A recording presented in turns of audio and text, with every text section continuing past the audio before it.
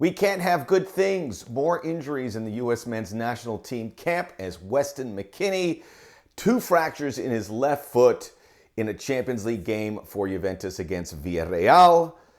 McKennie's been the U.S. men's national team most valuable player over these last couple windows, and he's almost become Juventus's most valuable player in certain games. So this is significant. And it happens a week after Gio Reyna had a thigh injury, which we got the report since our last video that it is going to keep him out 2 weeks. We'll talk about Gio as it applies into all of this because he is an option certainly here. But after that, and McKennie, we have our guard up and we just wait. Was it Christian Pulisic is next? With his injury record? Stay away. I said that to breathe it into existence so it wouldn't happen. That was a public service. So there are options. There's some silver linings here, but obviously heading into these next 3 games of World Cup qualifying, which you could say is the biggest week in U.S. men's national team history. You could say that because you got to qualify.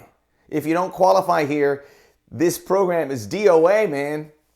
It is bad. Heading into another 4 years without a World Cup, heading into when you're going to host the World Cup, momentum, everything comes to a screeching halt. So we have to make a video to talk about Weston McKennie here on the Soccer OG. Pregnant pause there. Check out the Soccer OG podcast. I am joined by Lionel Bienvenu.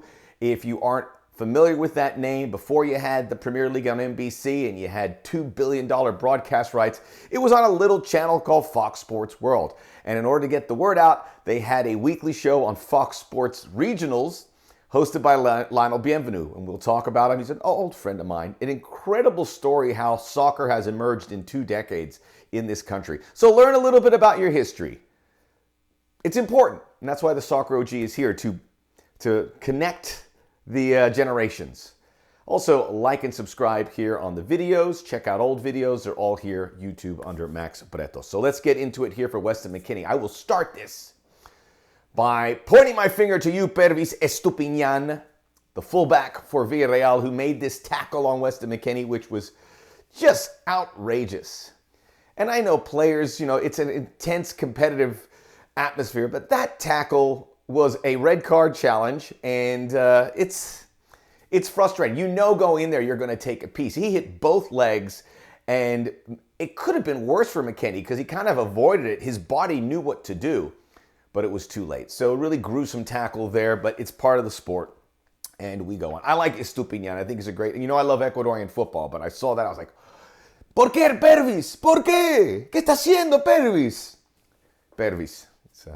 I always think Purvis Ellison. Well, I don't want to get sidetracked here. I do that from time to time.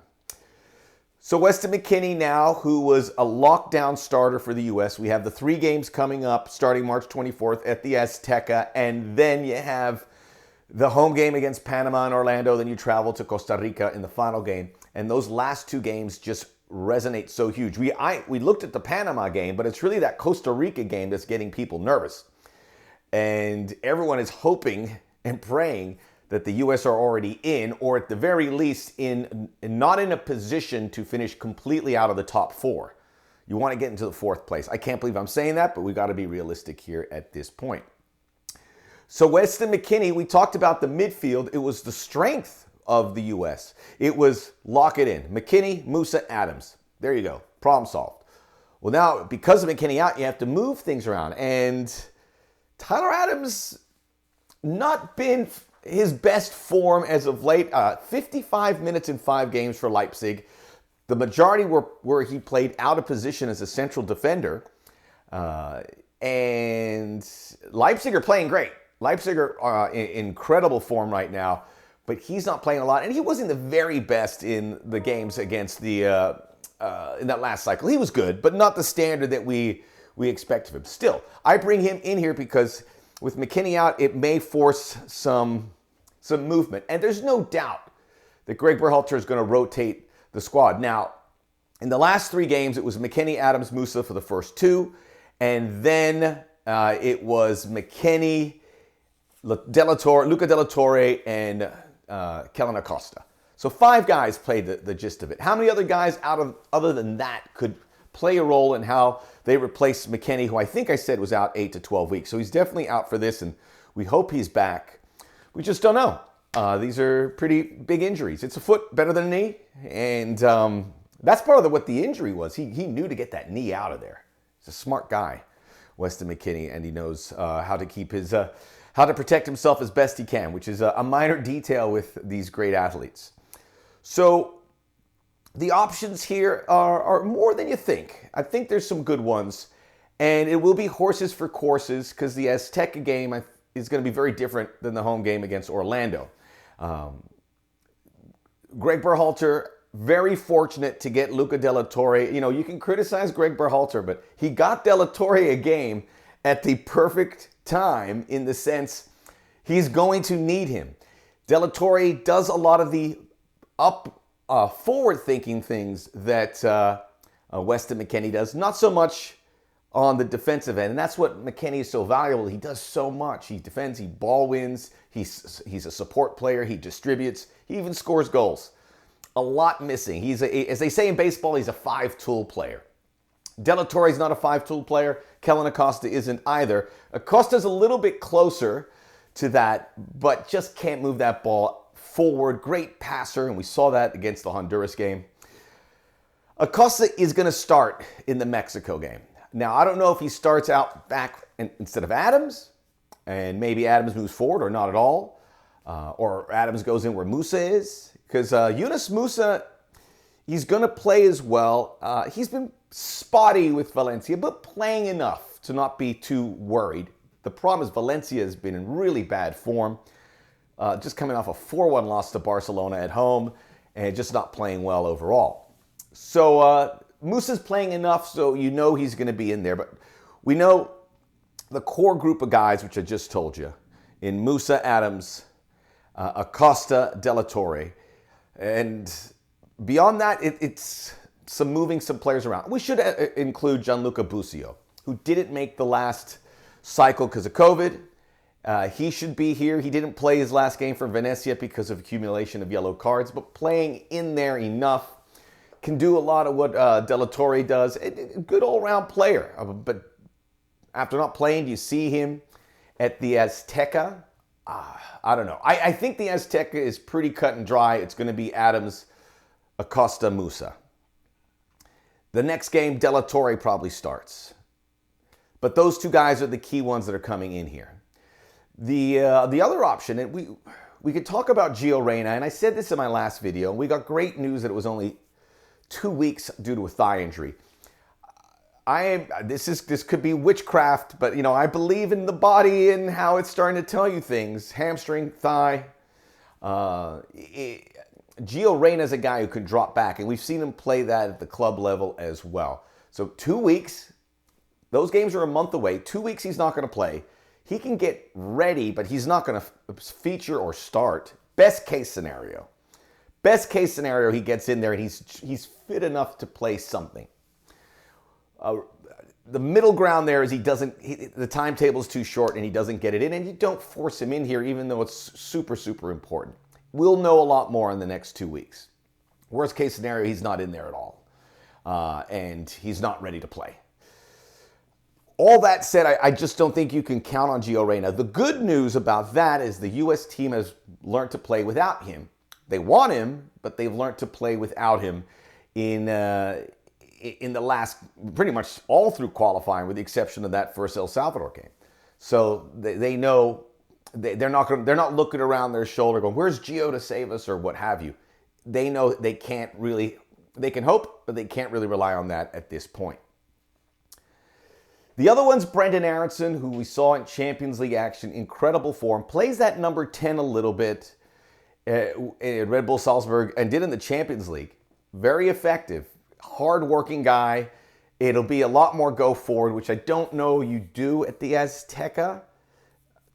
You could throw the guns forward, but that's going to be a big risk, certainly, if you against a Mexico team that is very fragile as well. But it's an option. It's the second tier of options, I think, with Gio Reyna and Brenden Aaronson. But as I explain this to you, you can see that the U.S. are well-positioned. They're well-positioned with regards to being able to get the results. And this is more than one player. We saw that with Gio Reyna. The U.S. should be good enough to qualify without Weston McKennie. They have that. They have the depth no one else does. Every team has to deal with injuries. The U.S. are better equipped than any other team in this CONCACAF qualifying process. Before I say the final option, which I don't think we'll see, and people on Twitter going, here comes Sebastian Lletget, here comes Christian Roldan. We have seen in the last few cycles for the criticism Greg Berhalter gets for fielding these players that are in their late 20s that don't have that pedigree that the European-based players do. He has used them less and less to the point where some of them don't even dress for the 18 in some cases. So to see either of them start that first couple games, or really any of the games, is a long shot. It would go against everything we have seen with what Berhalter has done. Those players, in my estimation, are competing to make a World Cup roster. They probably know they are a bit role here. I would be shocked. Sebastian Lletget might be a stopgap if nothing else works, but at the very end, I think you see the two options with De La Torre and Kellen Acosta, which have been well developed by Greg Berhalter, to get them through these 3 games. If you don't want to move around and if you don't have Gio Reyna, then Lletget and Roldan may pop in here. But it's down the pecking order of what Greg Berhalter has been doing. He doesn't lean into those guys. If you can show me an example in the last 2 cycles where he has, let's go. It has, I understand a little bit, but you can see the progression. It's pretty obvious. It's still there, and he has to bring in another midfielder, probably MLS-based, to cover that. And that's fine. I mean, there could be I'm trying to think of a good young midfielder that is MLS-based that's ready. I don't think there is one. You have the guys that just came out of MLS in Busio, and certainly Acosta, who is MLS-based, and then De La Torre, and then Tyler Adams, former MLS player as well, which has nothing to do with it, but I'm just bringing it up because it's been discussed by the masses. The final option, playing with a 3-4-3, getting the wing-back kind of situation up there, which means you play with one less midfielder in the center of the park, so to speak, or maybe you have Tyler Adams a little deeper, and then you have Anthony Robinson and Serginho Dest or some other players. I'd love Serginho Dest in that role because I think he could help. He's a good crosser most of the time, can get that in there, and he is in tremendous form. That is an option, but do you make an option like that heading into these 3 games?